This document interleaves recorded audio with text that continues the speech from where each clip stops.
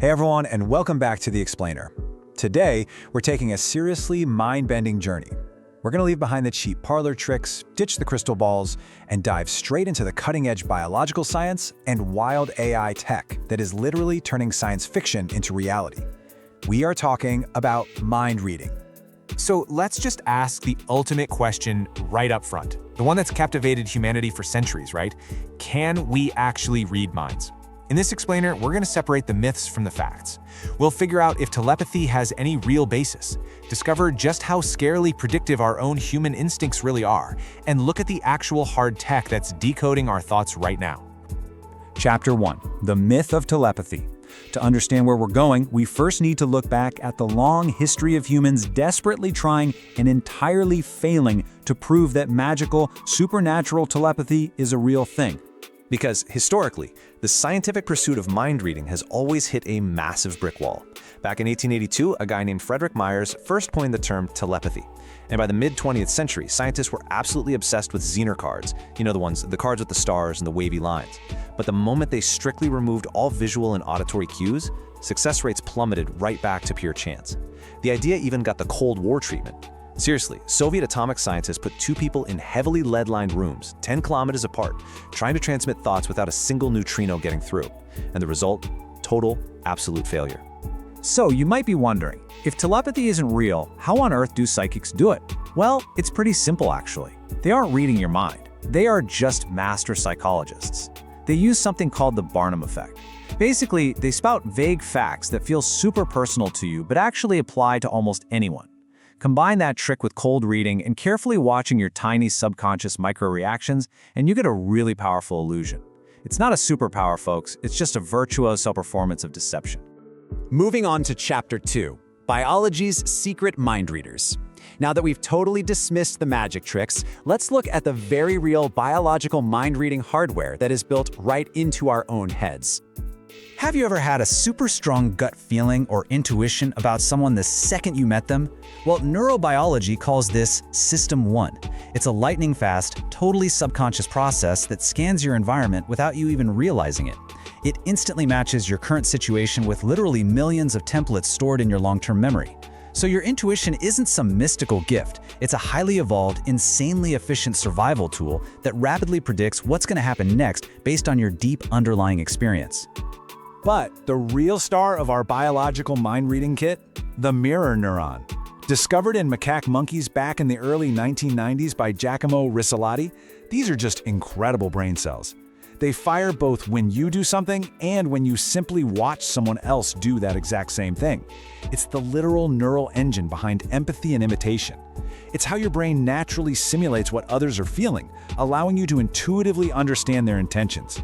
It's like having a mental simulator running in the background at all times. So here is the ultimate reality check. On one hand, we have mystical telepathy, the completely unproven myth of hearing exact thoughts without any physical interaction. But on the other hand, we have biological empathy, which is a proven reality. In fact, a fascinating study out of Shanghai University showed that close friends literally synchronize their brain activity.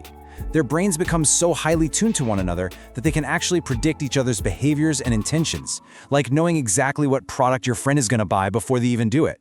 You aren't hearing voices, but your brain is absolutely reading the people closest to you. All right, Chapter 3, the AI mind-reading revolution.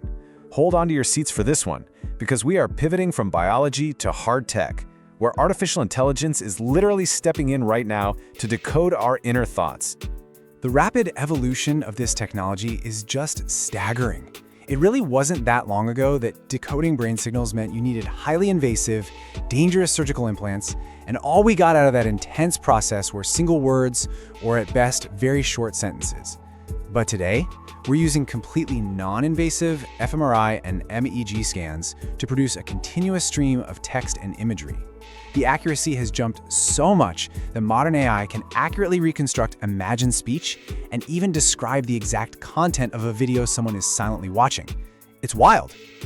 To give you an idea of how this works, in one groundbreaking study, incredibly patient volunteers spent 16 whole hours lying perfectly still inside fMRI scanners, just listening to podcasts. Researchers then trained an AI similar to GPT-1 to match their brain activity to the actual meaning of the words. And the result? The AI decoder generated text that closely matched the intended meanings of the subject's completely silent thoughts. Plus, Meta AI has gone a step further, developing an MEG decoder that reconstructs the exact images a person is looking at in real time. This is a massive, massive leap forward, holding profound potential to restore communication for patients paralyzed by strokes or ALS. Which brings us to Chapter 4, Brain-to-Brain Hacking. Because if AI decoding your silent thoughts sounds a little too much like sci-fi, just wait until you see actual communication happening between human brains across the globe. We have to talk about this landmark experiment published in the journal PLOS-1. It represents the very first conscious transmission of information directly between human brains over the internet, completely bypassing our normal sensory and motor systems. It's the realization of a true, non-invasive, computer-mediated brain-to-brain interface. Okay, here is exactly how they hacked it. First, an emitter subject located in India simply thought about moving their hands or feet. A wireless EEG recorded this conscious motor imagery. Second, a brain-computer interface translated those thoughts into binary code and fired it all the way across the internet. Third, over in France, a computer received that code and guided a robotized magnetic stimulation machine aimed right at the receiver's brain. Finally, that machine stimulated the receiver's visual cortex, causing them to consciously perceive flashes of light, known as phosphenes. By reading these flashes, essentially like Morse code, the receiver successfully got the words hola and ciao. No speaking, no typing, just brain-to-brain contact. Finally, Chapter 5, the future of neuroprivacy. We've proven the tech is real and it is here. Now we reach a crucial and frankly terrifying final frontier, our ethical rights to our own minds. This brings us to the profound concept of neuroprivacy. As the Committee on Science and Law points out, the brain is an organ of individuality. The underlying idea here is that the pattern of blood flow and the functional image of your brain could very soon become as unique an identifier as a physical fingerprint. But unlike a fingerprint you leave on a glass, this data exposes your most uncontrollable, deeply hidden inner self. You see, this technology is absolute miracle work for restoring lost speech, but it also opens a terrifying Pandora's box of ethical dilemmas. If this tech scales up, corporations or governments could theoretically discover your unconscious preferences without your consent. We are staring down the barrel of highly advanced brain scan-based lie detectors or algorithms predicting your cognitive decline years before it even happens. It forces a massive legal and social policy question on all of us, who ultimately controls access to the most private data in existence. I want to leave you with this provocative thought as we wrap up this explainer. Are you prepared for a future where the last true sanctuary of privacy, your mind, is wide open? When technology can finally read your mind, will your thoughts ever truly belong to you again? Something to think about.